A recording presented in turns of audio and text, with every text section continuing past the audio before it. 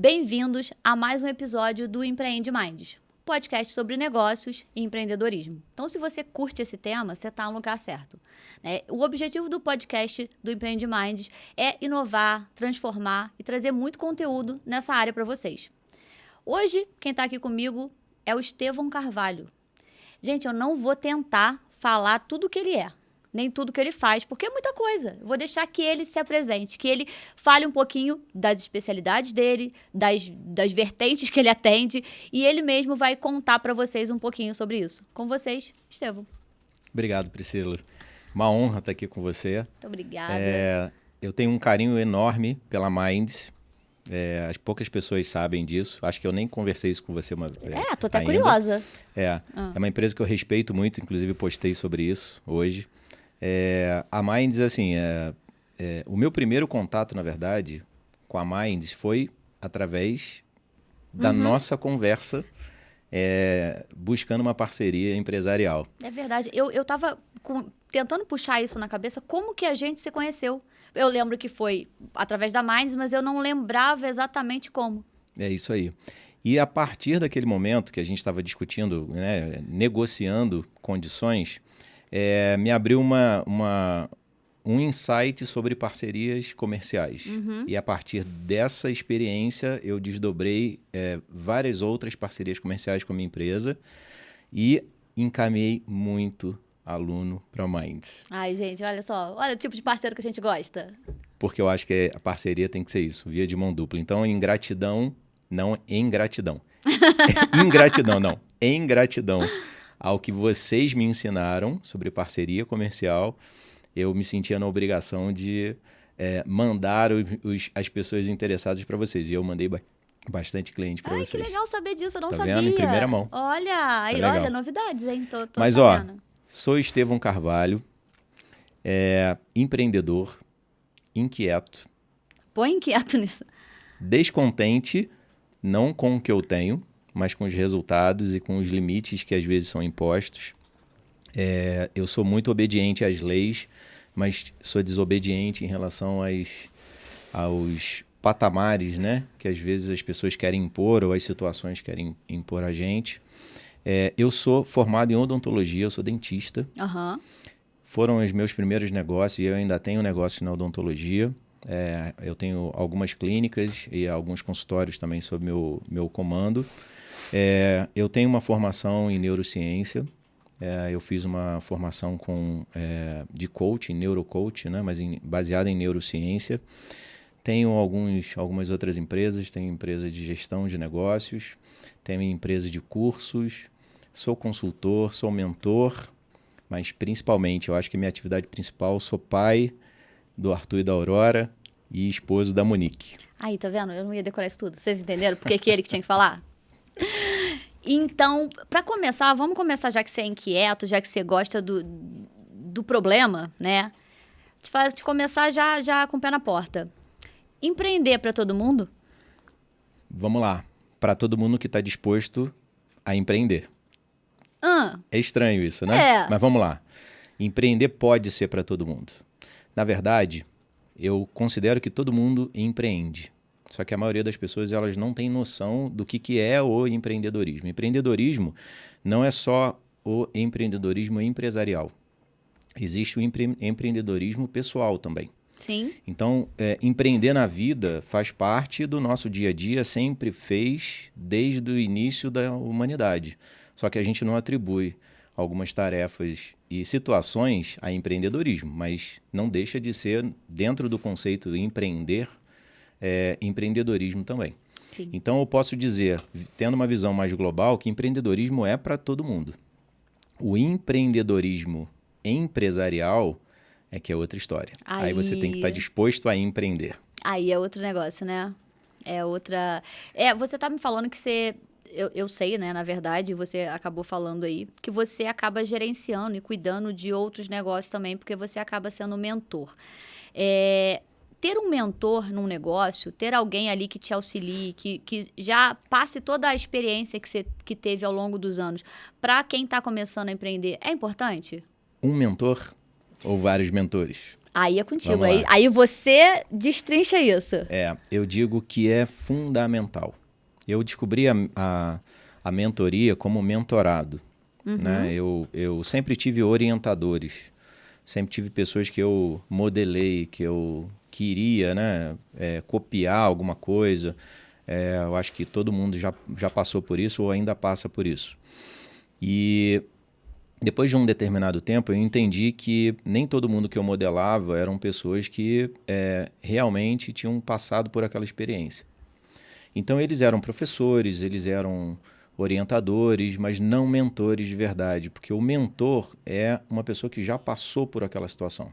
Sim. Então, ele viveu, ele jogou, é o jogo jogado, a pele no skin the game, e ele traz a sua experiência para aquelas pessoas que estão ali sendo orientadas por ele. Então, o mentor, ele é fundamental quando a gente está falando de negócio. Outra coisa que me chama a atenção, que eu comecei a passar, depois de um determinado tempo, comecei a conviver com pessoas que são os mentores dos mentores. Temos isso?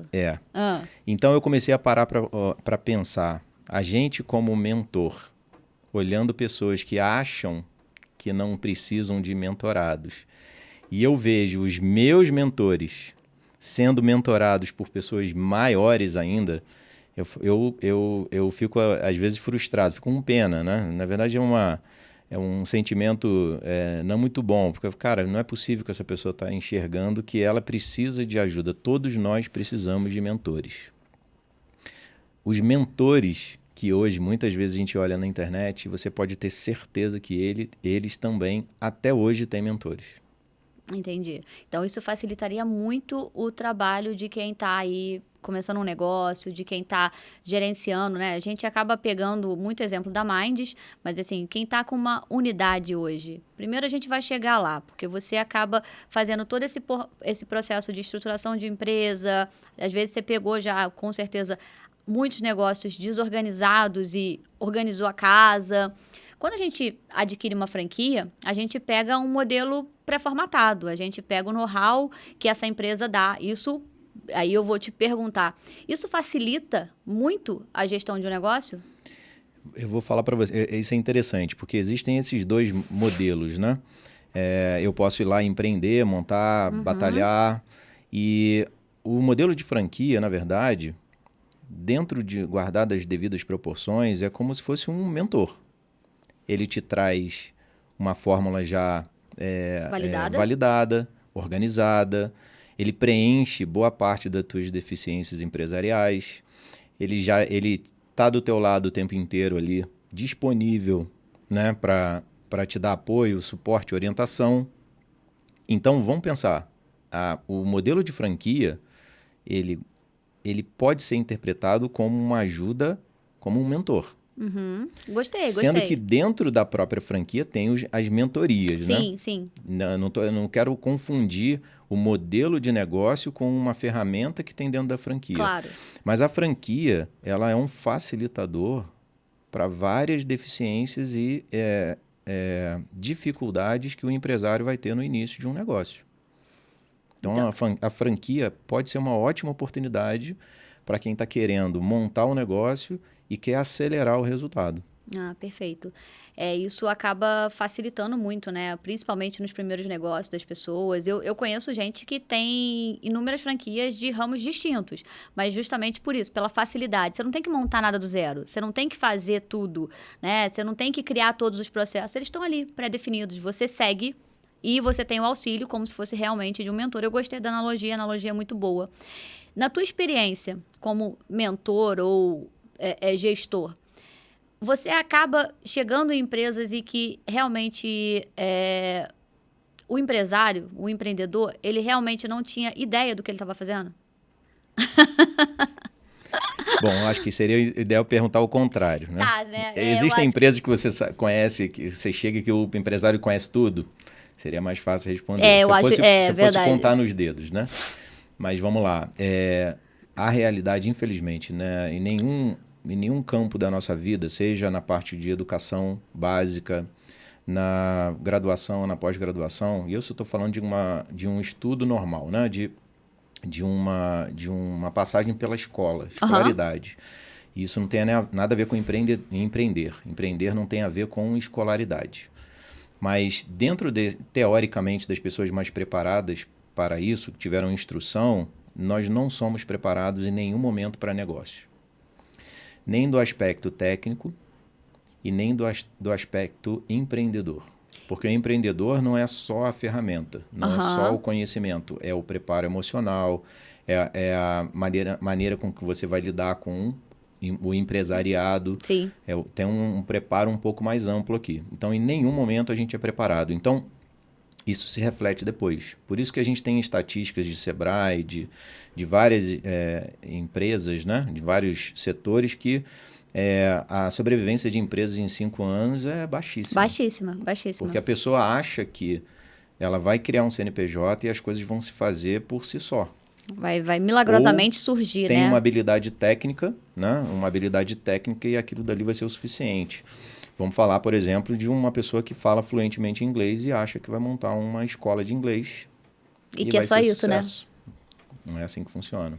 E você tocou no ponto que realmente, desde a educação básica, a gente não aprende, né? Nada sobre empreender, sobre negócios de uma forma geral. E quem, por exemplo, fez faculdade, você acha que a faculdade, em alguma área específica, seja de gestão, seja de administração, auxilia esse cara na hora de empreender? Bom, dependendo do ramo, provavelmente sim. Né? Vou dar um exemplo. Eu sou formado em odontologia. Me ajudou alguma coisa a empreender, por exemplo, na gestão de negócios? Na gestão de negócios da área da saúde, com certeza é um diferencial. Mas isso, para mim, não é determinante. Então, quando eu vejo uma pessoa que quer empreender, eu vejo muito mais o lado de disposição, de proatividade. O perfil comportamental, às vezes, é muito, né, que a gente chama de soft skills. Sim. Ele é muito mais determinante do que as hard skills. Sim, concordo. Então, por isso que eu vejo pessoas, às vezes, muito bem-sucedidas em ramos que não tem nada a ver com a sua área. Então, por exemplo, vamos falar de Minds, franquias. Só professores de curso, só professores de inglês podem ser franqueados, vão se dar bem? Diria que não. Eu não sei a política da empresa, lógico, as exigências, porque cada empresa tem a sua política, às vezes, os pré-requisitos. Né? Mas, e algumas atividades precisam. Por exemplo, uma clínica odontológica precisa de um dentista responsável. É bom, né? É bom. Da minha área eu posso dizer. Mas as exigências do mercado podem precisar de alguém técnico, mas o verdadeiro empreendedor, ele não necessariamente tem aquela formação daquele ramo. Ele precisa conhecer, sim, o mercado, ele precisa conhecer, sim, as ferramentas, o público, muito do negócio, e isso a franquia facilita, porque esses estudos todos, esse preparo todo já chega um pouco mais mastigado, porque correr do zero, né, ir atrás disso é muito difícil. Mas a escolaridade, a formação, ela pode ajudar sim, mas não determina o teu sucesso, isso eu tenho certeza. Você falou que você acaba tendo muito contato com empreendedores e que realmente você faz todo um trabalho. Como é que funciona esse trabalho? É só para a área da saúde? Como que é essa parte? Eu sei que você é empresário, você tem as suas clínicas, mas você faz esse trabalho em outros negócios. Me explica um pouquinho sobre isso, que aí eu vou entrar no ponto, que é um desdobramento dessa pergunta. Quais são os maiores desafios quando você chega numa empresa? O que você faz primeiro? Bom, as pessoas podem achar que a minha formação é em odontologia, que eu só atendo dentista. Não. Eu atendo muitos profissionais na área da saúde, mas foi por uma escolha. Mas nós cuidamos de carreiras e de negócios, independente do ramo. A gente já teve uma empresa de massoterapia, a gente já teve empresa de construção civil. Tivemos empresas de parquinhos, esses parquinhos que ficam brinquedotecas. Então, assim, a gente já atuou em outros ramos também, só que o nosso foco hoje maior, nosso público maior é da área da saúde, mas a gente lida com pessoas de negócio de todas as áreas. Legal. Boa parte do que a gente fala é comum a qualquer tipo de atividade. né? Quando a gente fala de empreendedorismo empresarial, muita coisa é comum. Só ali algum detalhe ou outro que realmente depende do mercado de atuação. Mas você tinha me perguntado uma outra coisa e queria até que você repetisse. Eu te perguntei sobre os teus desafios quando você chega Sim. numa empresa, né? Quais são os Perfeito. maiores desafios? Primeiro desafio é a pessoa olhar para dentro. Uma autoavaliação? E uma autorresponsabilidade. Isso é muito importante, porque geralmente a pessoa é vítima, né? Exatamente. A culpa é sempre do mercado, do cliente, do governo, do imposto. Sempre tem alguém, do funcionário ou do patrão. Sim. Então tem sempre um culpado principal ali. O que é mais importante? Esse eu acho que é um grande desafio. Quando a gente chega no negócio, a gente precisa fazer um diagnóstico. E esse diagnóstico, ele vai precisar de dados, de acesso. Quando a gente recebe tudo isso e mostra o panorama, às vezes a pessoa tem uma resistência muito grande de entender que, independente de se eu tenho maus funcionários, poucos clientes, o mercado é ruim, independente disso, a empresa é minha responsabilidade. Se ela está indo mal, é minha responsabilidade. Se aquela funcionária da recepção distratou um cliente ou um paciente, seja o que for, a responsabilidade é minha. Ou porque eu não contratei adequado, porque eu não treinei adequado, não controlei adequado, ou não mandei embora na hora certa. É minha responsabilidade. Aquele cliente está insatisfeito, ele é muito exigente. Ou eu errei com aquele cliente na entrega, ou eu errei com ele na expectativa que eu criei, ou eu errei na hora de trazer o cliente errado. Sim. Eu sempre falava lá, durante todo o período que eu tive à frente da unidade, falava, a culpa pode não ser minha, mas a responsabilidade é. Então, não importa quem fez, qual foi o problema, a responsabilidade é minha, no final sou eu. Exatamente. Então, a gente tem que olhar para dentro, realmente, isso que você falou, ter autorresponsabilidade, autoavaliar, deixar de ser realmente autorreferente no sentido de, tudo sou eu aqui que... Tadinho, fui pobrezinho, não, a culpa não é minha, eu sou vítima das circunstâncias. Não, você não é vítima, né? Ninguém te força a nada. Então, às vezes, você deve ter passado por isso, eu faço alguns trabalhos dessa vertente também. A gente chega na empresa, tá tudo tão desorganizado, o buraco é tão mais fundo do que a pessoa tem noção, e aí a pessoa continua com o discurso. Eu acho que isso é bem problemático, né? Eu não sei como é que você lida com isso, mas quando eu chego e a pessoa... continua com o discurso vitimista e onde ela não tem culpa e você fala, não é possível que ela olha para isso e ela acha que ela está isentona. Interessante isso que você falou, porque eu ia falar sobre esse outro tópico também. O primeiro é esse, é olhar para dentro e essa autorresponsabilidade.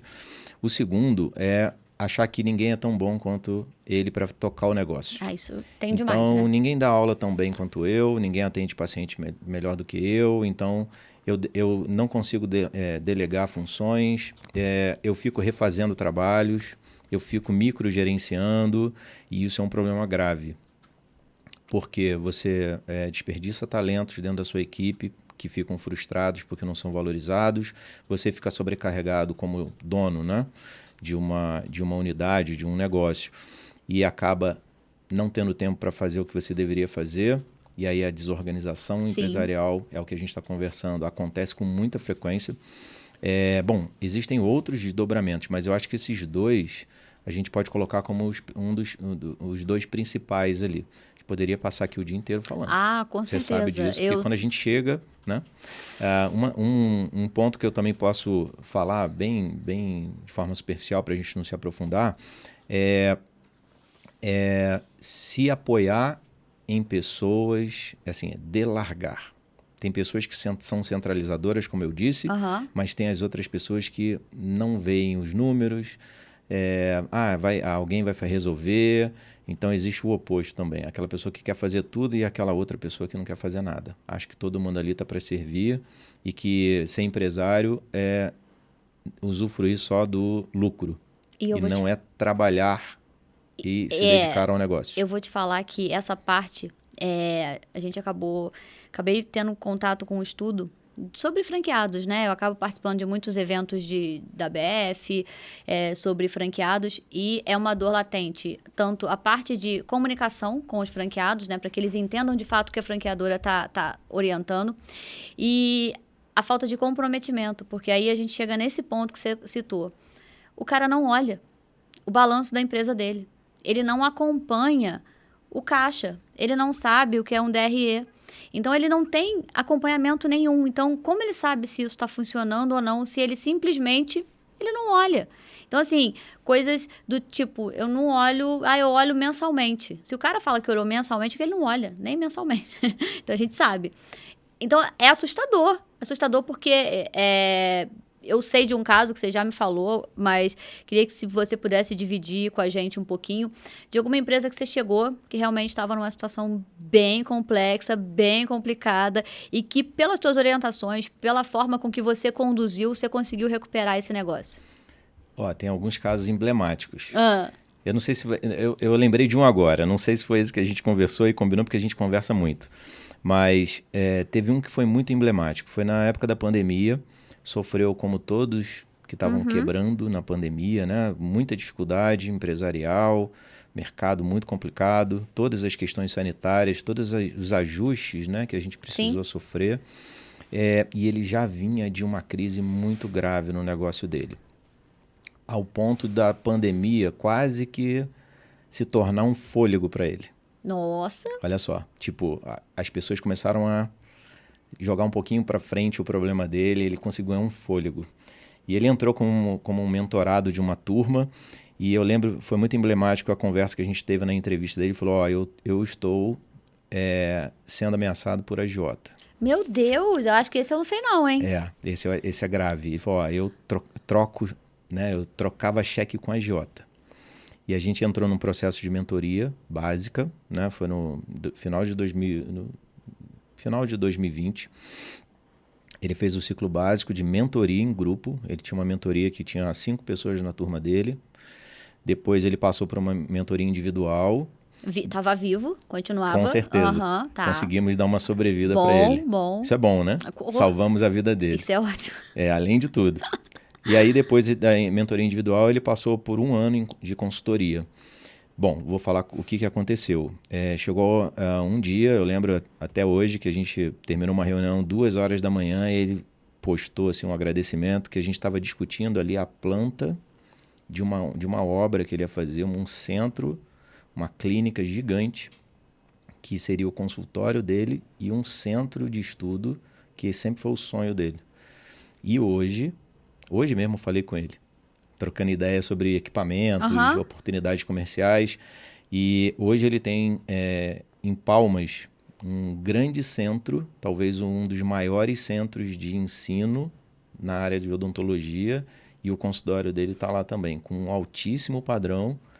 Construiu do zero, um terreno, Caramba! Um prédio. E foi muito emblemático esse caso. Tem outros também, mas esse foi muito legal. Eu lembrei dele talvez porque eu tenha falado com ele hoje. Esse eu realmente não sabia, mas esse realmente é interessantíssimo, né? Porque pensa comigo, o cara estava totalmente perdido, além de ameaçado por agiota. Isso é um detalhe, isso é um pequeno detalhe. Você conseguiu reestruturar a vida dele, porque nesses momentos assim de confusão total, eu peguei já sempre, mas eu vou pedir para que você fale sobre isso. A vida financeira, pessoa física e jurídica, tá tudo junto. Geralmente é um dos motivos para desarranjar tudo.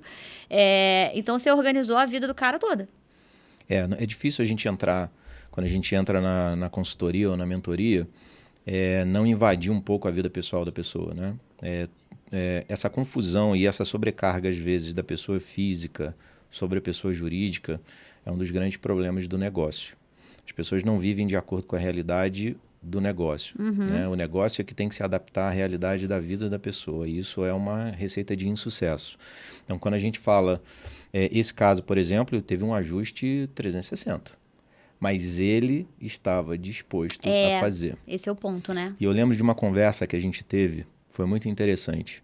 Falei, meu amigo, olha só, você consegue comer arroz e salsicha para construir seu sonho? Ele falou, cara, se eu tiver que comer, eu falei, então você vai comer arroz e salsicha. Mas você vai construir o teu sonho.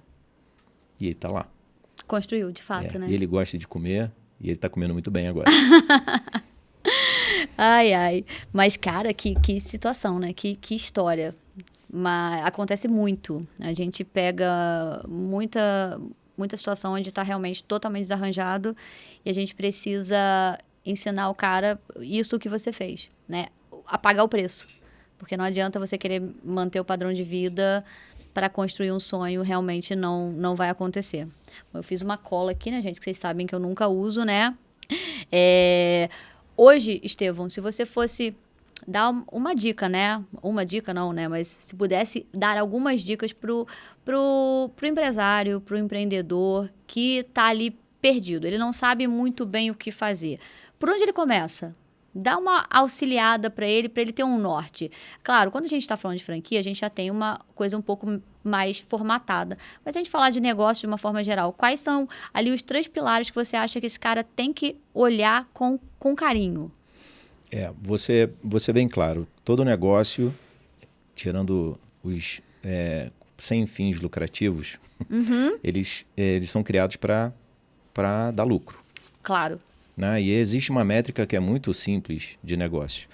Ou o seu negócio, né? Algumas frases prontas, mas que correspondem realmente à realidade. Vou dar um exemplo. Se o seu negócio não está crescendo, é porque ele está morrendo. Isso é fato. Forte, né? Mas verdadeiro. É verdadeiro. O seu negócio ele foi criado para dar lucro. O seu negócio ele vai ter 3 destinos, ou alguns destinos, mas eu vou citar os principais aqui. Ou ele vai ser vendido, ou ele vai quebrar, ou você vai deixar ele de herança. Não tem outra opção. Você não é para sempre. Ou você vai ter que deixar ele de herança, ou se você não tiver, você vai vender, ou ele vai quebrar. Então, se a gente pensar dessa forma, a gente tem que entender que a gente não está brincando. O negócio ali é para funcionar. Então, se é para dar lucro, só dá lucro quando eu tenho cliente. Eu só tenho cliente quando eu me posiciono direito no mercado e me apresento como a melhor opção para resolver a dor ou o desejo daquela pessoa. E aí entra o marketing. O marketing é um pilar fundamental de qualquer negócio.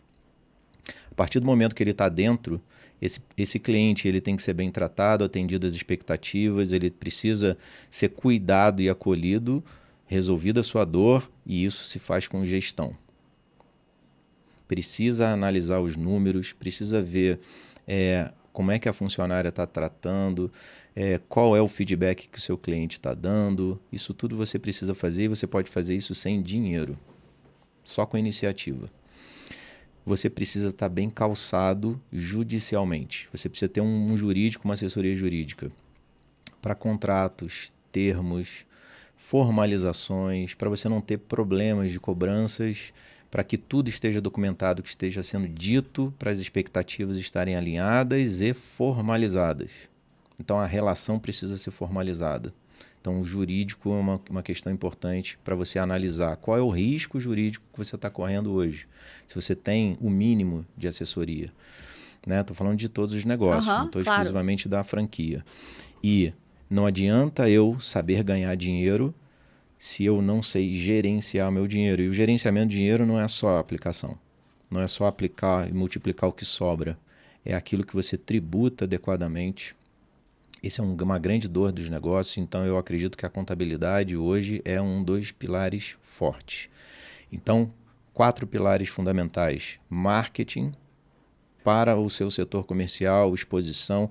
Eu falo que o marketing ele é importante até para a contratação, porque da maneira com que as pessoas veem o seu negócio, elas se interessam até em trabalhar para você. Sim, então você atrai os melhores. Você precisa ter gestão para todos os processos, a gestão de pessoas, gestão financeira, tudo está alinhado. Você precisa ter uma boa documentação e uma boa assessoria jurídica para você estar resguardado, trabalhando com segurança.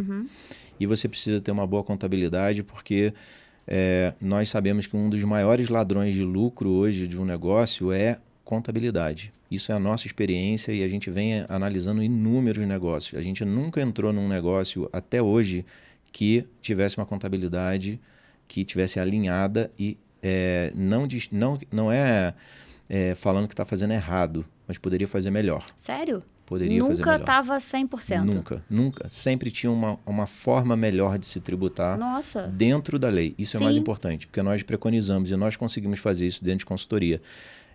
Declarar tudo, sem deixar nada para fora. Sem jeitinho. A gente não acredita que essa seja a fórmula. Não é assim que a gente muda o sistema. Não é enganando. Primeiro, os mecanismos de controle são cada vez mais sérios e eficazes. A conta vai chegar. Uma hora chega, né? Uma hora chega. Então chega. É melhor você estar em dia. Você falou sobre gestão de uma forma geral e dos pontos, né, que é uma dor latente, não só dos nossos franqueados, mas de empreendedores de uma forma geral, é gestão de pessoas. E você é uma pessoa que tem essa facilidade, né? Você gerencia gente de uma maneira muito tranquila e muito... Bom, você quer falar tranquila de comportamento ou de... Vamos lá, gestão de pessoas nunca é tranquila. Né? Nunca é tranquilo, mas eu acho você, vamos colocar dessa forma, suave. Sim. Quando você fala eu já vi, né? Seja com funcionário, seja com qualquer pessoa mentorado. Eu acho que você é uma pessoa, além de ser extremamente cortês e educado, que eu acho que é primordial, mas eu acho que essa parte tua é muito boa. Eu queria que você falasse um pouco sobre isso, porque é uma dor muito grande dos empreendedores de uma forma geral. Sim. A gestão de pessoas, eu acho que é o grande desafio de quem está ali no iniciozinho, os mega empresários. Né? Não tem jeito. Lidar com pessoas nunca vai ser simples, nunca vai ser fácil. Mas até certo ponto, a gente pode considerar que é simples. Pô, Estevão, o que é? Não, uma coisa é ser simples, outra coisa é ser fácil, né? São coisas diferentes. A simplicidade está em alguns conceitos básicos premissas que a gente tem que seguir. Não tem jeito. Nós não podemos dissociar hoje a gestão de pessoas sem, assim, falar de gestão de pessoas, de processos também, porque está muito interligado, à liderança. Íamos chegar nesse ponto. Então, vou deixar a liderança para depois e vamos falar da gestão de pessoas. Então, quais são as premissas? Ser extremamente claro, transparente e honesto. Honestidade não é só com dinheiro. Honestidade você tem que ser em comportamento, em pensamento, em atitudes. Então, você pode transmitir tudo aquilo que você quer sem necessariamente ser grosseiro, mal-educado, desrespeitoso. Lembre que daquele outro lado tem várias histórias, seja o seu cliente, seja o seu funcionário. Então, todo mundo que está na sua frente está trazendo a sua história, está trazendo a sua experiência. Então, eu saio de casa e prestando atenção na minha história, prestando atenção no meu dia a dia. Então, muitas vezes eu chego no meu carro, paro na minha vaga, o meu ar-condicionado, bem alimentado, dormi bem, sem nenhum problema com a minha família, e a pessoa que está do outro lado não dormiu, veio de um hospital porque ficou em pé na recepção de um hospital com um parente, um filho que está doente, está com a cabeça em outro lugar, está desgastado, está com dívida, e chega ali na sua frente e você acha que ela está vivendo a sua vida. Não é assim. Então a gente tem que ter empatia, a gente tem que ter consideração, a gente tem que ter algumas premissas para lidar com pessoas. O respeito é básico. A cordialidade, a educação, isso são coisas também que dentro de um ambiente de trabalho a gente precisa entender. Porque nós não somos um grupo de pessoas que estão ali reunidos para fazer uma tarefa. A gente é um time, a gente é uma equipe. Se a gente quer resultados extraordinários, a gente precisa de ajuda. A gente não vai chegar sozinho. Se cada um fizer o seu papel, facilita o processo. Se a gente tiver uma quebra dessa engrenagem, a gente tem dificuldade, porque alguém vai ter que suprir aquela necessidade de fazer. Se eu tenho um ambiente tóxico no meu negócio, eu não vou reter talentos. Olha só um pouquinho aqui de gestão de pessoas, a gente já citou várias coisas. Poderíamos também fazer um podcast só disso. Só disso, com certeza. Seria interessante, porque tem muitas derivações que a gente poderia falar de gestão de pessoas. E por que eu gosto, e eu sou chamado muito para falar de gestão de pessoas, treinar equipes, treinar líderes, porque é um desafio diário. Eu brinco às vezes que de manhã é um desafio de manhã, um desafio à tarde, porque nem no mesmo dia você tem o mesmo comportamento, o mesmo humor. É assim, as variações, o dinamismo da gestão de pessoas, ele é muito grande. Você tem que estar preparado como líder ou como dono, seja lá o que for, ou mesmo como funcionário, né? Você tem que estar preparado para essas alterações, porque do nada o caos aparece. E a gente ia chegar na liderança, né? Porque para gerenciar pessoas, a gente precisa ter um líder ali, alguém para fazer esse papel. Você acha que todo mundo é capaz de fazer isso? Você acha que líder nasce líder, líder se forma? O que você acha que todo mundo tem essa aptidão? Você consegue ser um bom líder? Me fala um pouco sobre a tua experiência com liderança. Só tema... Não, eu só trouxe coisa fácil. Só tema difícil de falar, né? Controverso, mas vamos lá. A minha opinião, todo mundo é capaz de liderar. Nem todo mundo é capaz de ser líder. Ué, Estevam, peraí, começou as palavrinhas de novo. Ele gosta de trazer essas negócio coisas, das palavrinhas. entendeu? Vamos Ele lá. gosta. Vamos lá, líder é um cargo. Líder é um posto. Eu sou líder das minhas empresas. Ponto. Todo mundo sabe disso. Mas eu não exerço a liderança o tempo inteiro. Então, vou dar um exemplo. Vou pegar para o meu universo. Dentro da minha clínica, todo mundo sabe quem é o líder. Sou eu. Eu estou ali exercendo meu papel e minha função de líder 24 horas.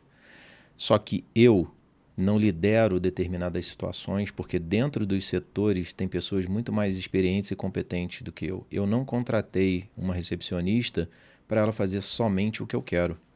Eu não busquei uma pessoa que fosse só para responder as minhas ordens.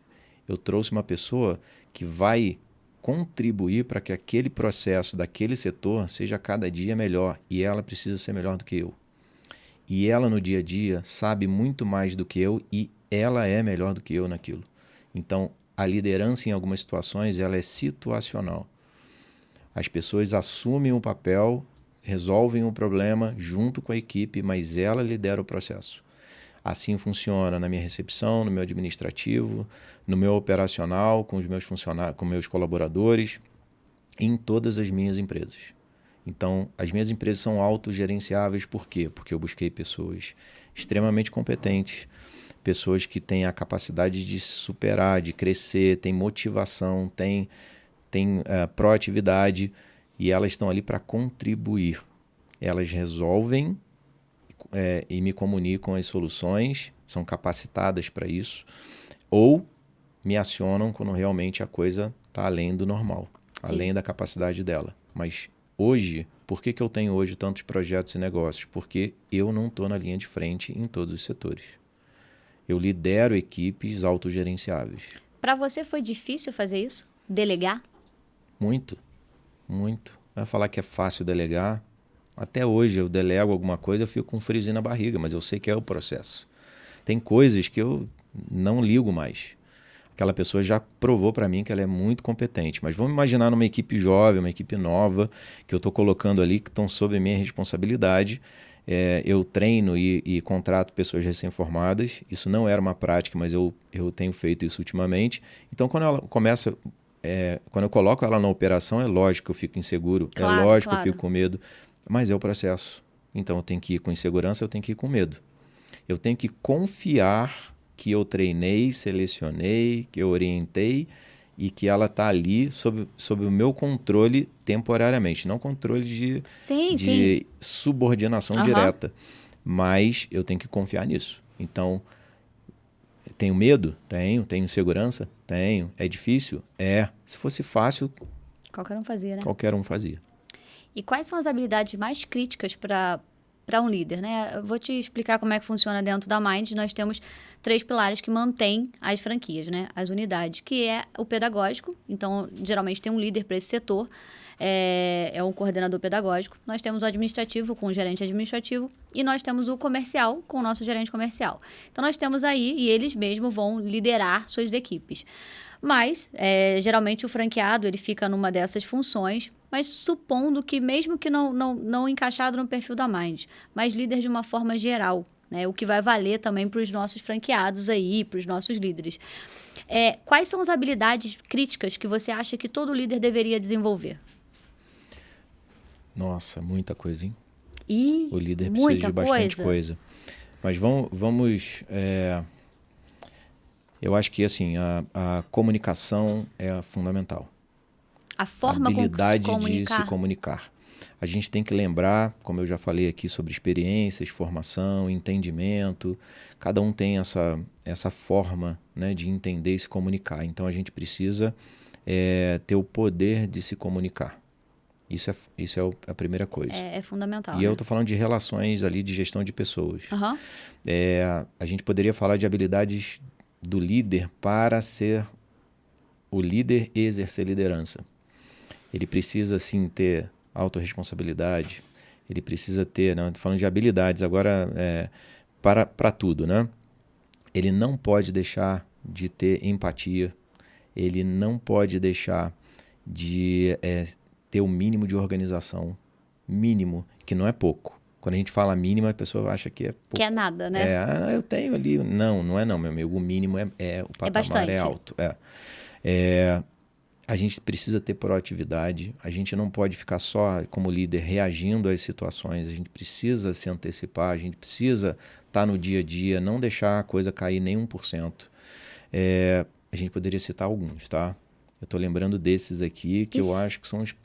E se o líder for carente?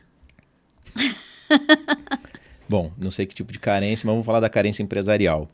Se ele tem algum tipo de problema de insegurança que vai levar ele ali a alguma dificuldade de dar o passo seguinte, ele precisa de ajuda. Estevão, mas é ajuda emocional, psicológica, técnica? Não vou entrar nesse mérito. Vou entrar no mérito empresarial aqui, técnico. Vamos lá. Precisa de assessoria. Precisa de pessoas dentro da equipe que segurem a onda dele, ou ele precisa de ajuda externa. Se eu não tenho uma equipe que nesse momento, como a minha equipe, por exemplo, segura a onda quando eu vacilo, porque a gente vacila. Claro, A gente nem sempre está disponível. Não, normal.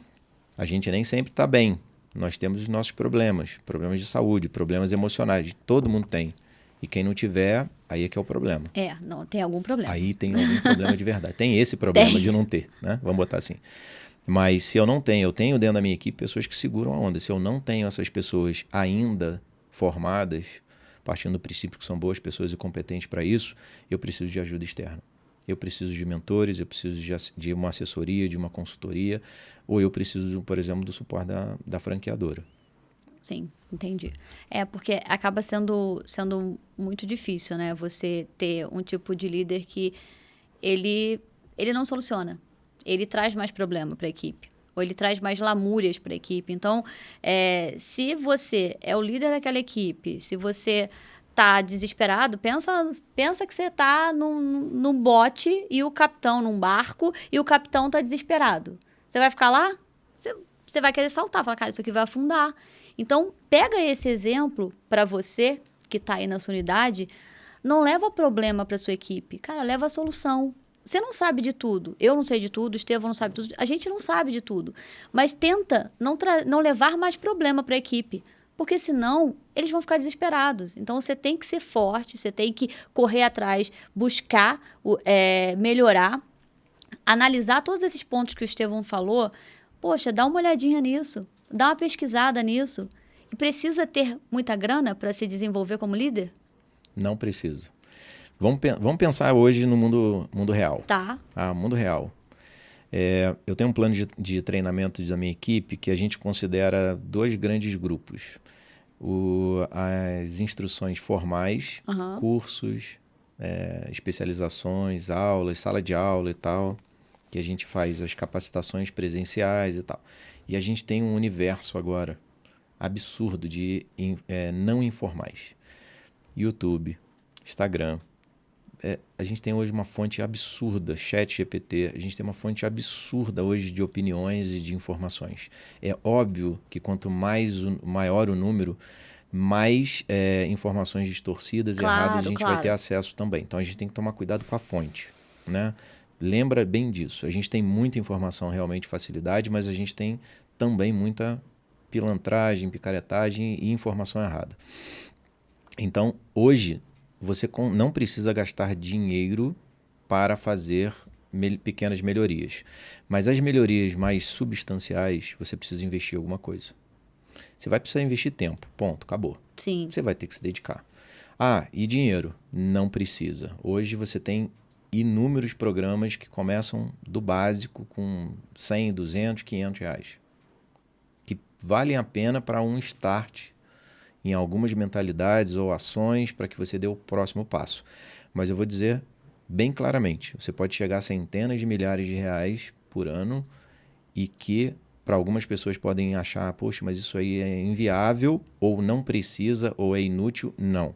É útil, é viável, mas não é para todo mundo naquele momento. Se você quiser fazer mentorias de 100, 200, 300 mil reais, eu tenho produtos de 90 mil reais por ano. Não adianta chegar, bater na porta e achar que vai fazer o de 90 mil. Não é porque tem o dinheiro, é porque tem que ter preparo. Não é assim que outro funciona, jogo. né? Não é questão de dinheiro. Então, aquele que não tem dinheiro, não se lamente. Você tem um caminho para percorrer. Se você não começar hoje, não vai chegar lá. A evolução, ela é diária, constante e é longa. Na verdade, para mim, é a vida toda. Não é simples, existe. né? Não tem hackzinho, né? As Não pessoas tem. estão acostumadas, essa geração nova, ela está acostumada a tudo, né? É muito estímulo, né? O tempo inteiro.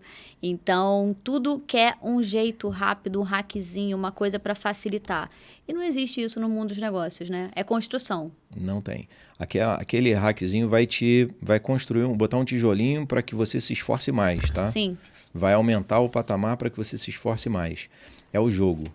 Não tem almoço grátis, não tem facilidade. Quem entra no jogo tem que jogar o jogo. É futebol. Não adianta querer inventar uma regra, uma coisa. O jogo é esse. Você pode fazer diferente. Você não precisa criar uma coisa nova. Você pode fazer diferente o que todo mundo faz. Isso é inovação para mim. Sim. Né? Inovação para mim não é criação. Então o jogo mesmo, você pode começar com pouco, mas não se contente. Tem que buscar. E você vai conseguir pagar o preço. Então, Estevão, para a gente pegar agora o tópico dos nossos franqueados, né? Como eu te falei, a gente tem a parte toda administrativa das escolas. Para aquele franqueado que está perdido, que está com algum problema ali, por mais que tenha suporte, eu vou te falar o que acontece normalmente. Às vezes eles não procuram.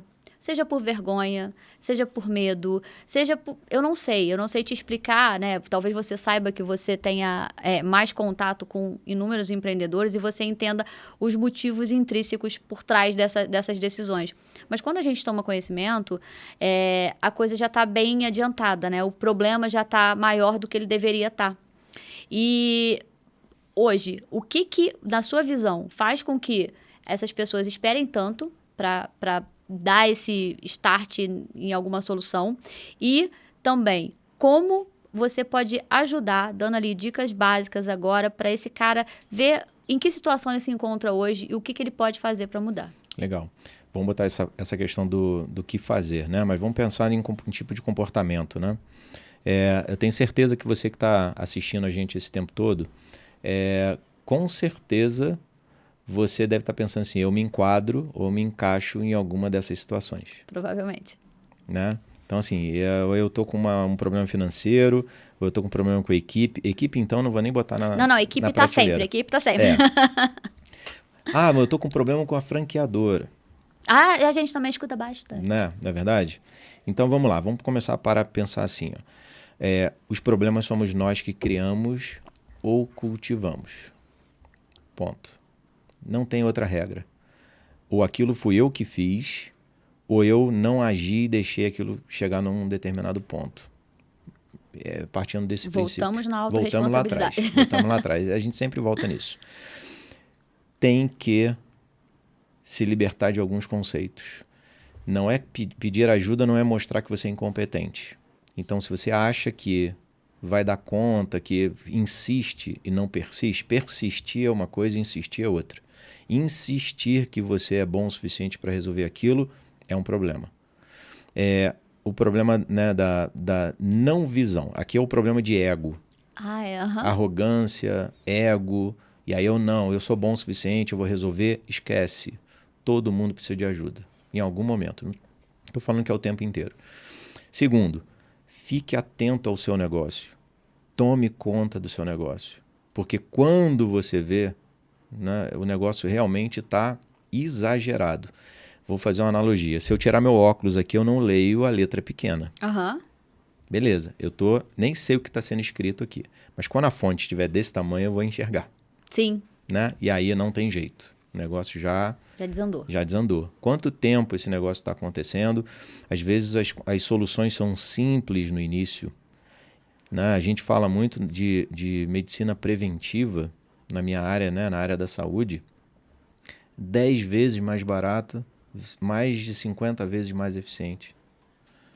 Olha só, eu não estou falando que isso é real, mas na minha concepção, todo câncer tem cura, teria cura se ele fosse diagnosticado logo no iniciozinho, que Sim. ele poderia ser operável.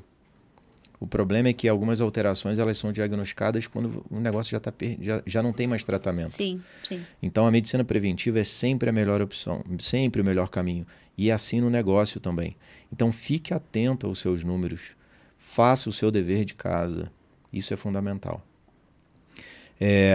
Ego, deixei para lá. E mais? Tem mais coisa para a gente falar. Tem mais coisa, mas tem vamos mais lá. coisa. Seriam os dois grandes passos importantes. Valorize quem está ao seu lado, valorize quem está acima de você, tem que valorizar a Minds, tem que valorizar a franqueadora, porque a Minds eu tenho certeza que não está brincando.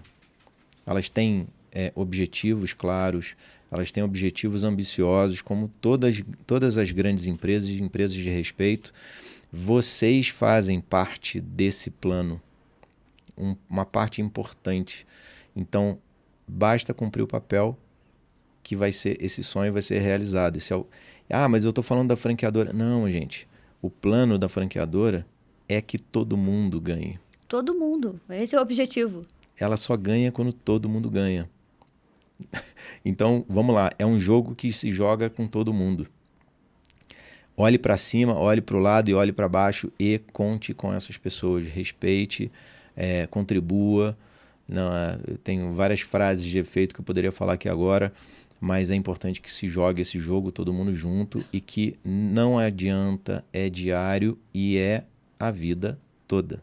Não tem jeito, né? Não tem jeito. Quer empreender tem que trabalhar nessas vertentes para sempre. Você vai correr se tá ruim num ponto e acha que o problema você vai correr para outro, vai ser a mesma coisa, porque esse é o jogo, esse é a vida real. Às vezes o franqueado chega para mim e fala, poxa, mas eu acabei de montar a equipe do pedagógico, agora eu tenho que resolver o administrativo, e agora... Fala, essa é a nossa missão. Nós temos que estar sempre reorganizando, reorientando e estar ali para poder reconstruir se for preciso. É um jogo infinito. Prazeroso, confesso que é bem prazeroso quando você vê resultados disso. Não só financeiro, mas em vida de pessoas também. A mudança que você pode transformar, né, essas pessoas. Só que não é um jogo fácil, né?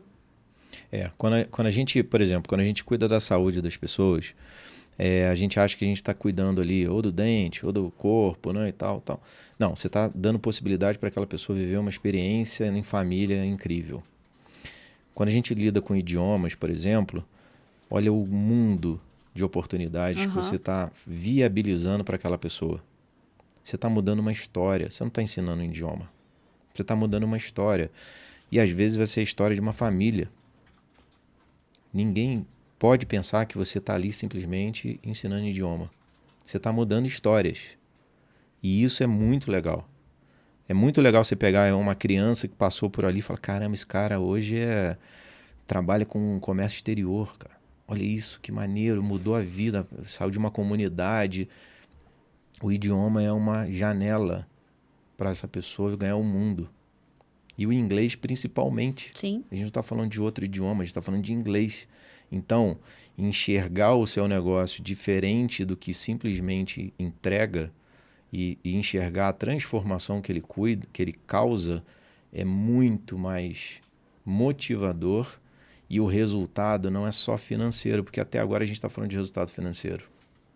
O resultado financeiro é fundamental. Eu não abro mão, tá? Isso é minha opinião. Olha só, cara, você está aqui para jogar, para ganhar dinheiro. Não é uma ONG. Não é sem fins lucrativos. Mas o resultado também pode ser medido por outras coisas. E quando você coloca isso no bolo, você vê que vale a pena jogar o jogo. Você vê que vale a pena se esforçar, acordar de manhã, ter que resolver o problema do financeiro, ter que resolver o problema com o professor, vai sair de lá para dar aula porque o cara tá doente, meu amigo, joga o jogo. O jogo é esse. E vale a pena. É isso que a gente tem que pensar. Estevão, a gente ficaria aqui por mais umas 5 horas, né? Só de gestão de pessoas a gente falaria aqui um dia. Mas eu queria agradecer a tua disponibilidade, a tua boa vontade e os teus ensinamentos, né? E para ser clichê, eu quero uma frase de impacto para terminar. Você não falou que tinha um monte de frase de impacto? Agora chegou a tua hora. Pô, mas jogou assim? Eu nem vi isso no roteiro. Ah, mas isso aí eu não botei. Gente, eu acho que não tem uma frase, grandes frases de impacto, assim. Né? Mas eu tenho uma muito legal que eu falo muito agora, ultimamente em palestras. Eu digo que o topo de uma montanha não é o final do jogo, não é o final da jornada, é só o início da próxima montanha. Então, continue caminhando. Não ache que você está no topo, não ache que você está no vale. A caminhada é outra. Continua.